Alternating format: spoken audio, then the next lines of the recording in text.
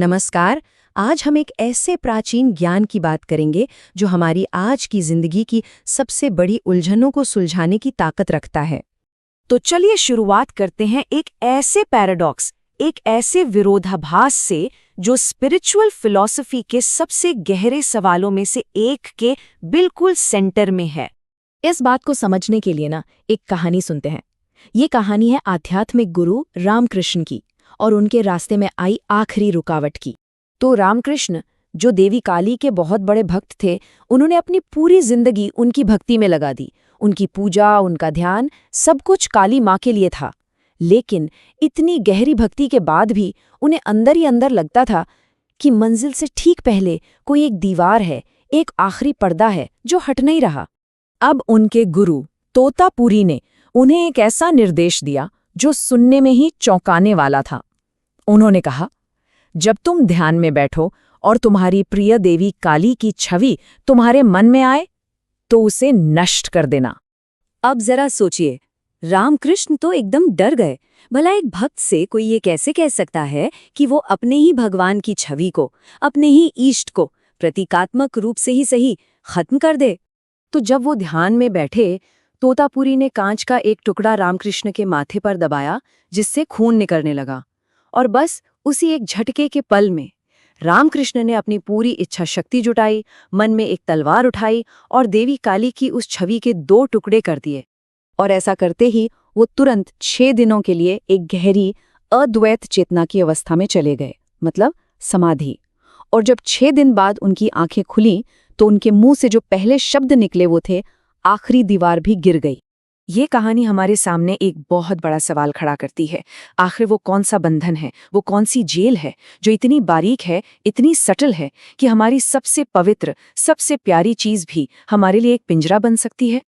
इसका जवाब किसी लोहे की जंजीर में नहीं है। ये जंजीर हमारे दिमाग में है। ये है एक बहुत ही गहरे विश्वास की, एक मान्यता की जंजीर। अष्टावक्र गीता कहती है कि ये एक ही विश्वास, मैं ये शरीर हूँ, यही वो सम्मोहन है जिसे हम जन्मों जन्मों से दोहराते आ रहे हैं। और यही हमारे सारे दुखों की जड़ है, जन्म से लेकर बुढ़ापे तक, बीमारी से लेकर मृत्यु तक। अच्छा, ये सुनने में थोड़ा एब्स्ट्रैक्ट लग सकता है ना, कि सिर्फ एक विश्वास से सब कुछ हो रहा है। लेकिन हमारे पास कुछ ऐसे जबरदस्त उदाहरण हैं जो दिखाते हैं कि कैसे हमारा गहरा विश्वास हमारी फिजिकल रियलिटी, यानी भौतिक सच्चाई को भी बदल सकता है। तो चलिए 3 छोटी छोटी कहानियों पर नजर डालते हैं जो इस बात को एकदम साफ कर देंगी। पहला किस्सा तो रामकृष्ण का ही है। एक बार वो एक ऐसी साधना कर रहे थे जिसमें भक्त खुद को भगवान की सखी, यानी एक स्त्री मानता है। हुआ ये कि 6 महीने के इस गहरे विश्वास के बाद उनके शरीर में सचमुच में औरतों वाले बदलाव आने लगे। मतलब विश्वास इतना गहरा था कि उसने शरीर को ही बदल दिया। दूसरा किस्सा एक यूनिवर्सिटी के एक्सपेरिमेंट का है। एक साइकोलॉजिस्ट ने क्लास में कहा कि वो अमोनिया की बोतल खोल रहे हैं, जबकि बोतल बिल्कुल खाली थी। और कमाल देखिए, सिर्फ 15 सेकंड के अंदर कमरे में सबसे पीछे बैठे स्टूडेंट्स ने हाथ उठाकर कहा कि उन्हें अमोनिया की तेज गंध आ रही है। और तीसरी कहानी एक हॉस्पिटल की है। एक नर्स ने देखा कि एक मरीज ने कोई लिक्विड पी लिया है और उसे लगा कि वो यूरिन सैंपल था। असल में वो सिर्फ संतरे का जूस था। लेकिन सिर्फ इस गलत विश्वास के झटके से वो नर्स वहीं बेहोश हो गई। तो अगर ये सब विश्वास का ही खेल है, तो क्या इसका हल ये है कि हम मुक्ति की तलाश शुरू कर दें? नहीं, इतनी जल्दी नहीं। यहाँ एक और पियाज है, एक और जाल है। देखिए, होता क्या है कि खोजने की ये जो अवस्था है ना, ये बस एक बंधन की जगह दूसरा बंधन ले आती है। कहानी है कि एक आदमी कब्रिस्तान जाने से डरता था। एक संत ने उसे एक ताबीज दिया और कहा कि इसे पहनो तो भूत प्रेत से बचे रहोगे। अब उसका भूतों का डर तो चला गया, लेकिन एक नया और भी बड़ा डर पैदा हो गया, ताबीज खो जाने का डर। और यहीं पर हमें 2 अलग अलग रास्तों का फर्क समझ में आता है। एक है करने का रास्ता, जो अंधेरे से लड़ने जैसा है, जिसमें अंतहीन प्रयास है, मेहनत है। और दूसरा है जानने का रास्ता, अष्टावक्र का रास्ता। ये लड़ने के बारे में नहीं है, ये बस बत्ती जलाने के बारे में है।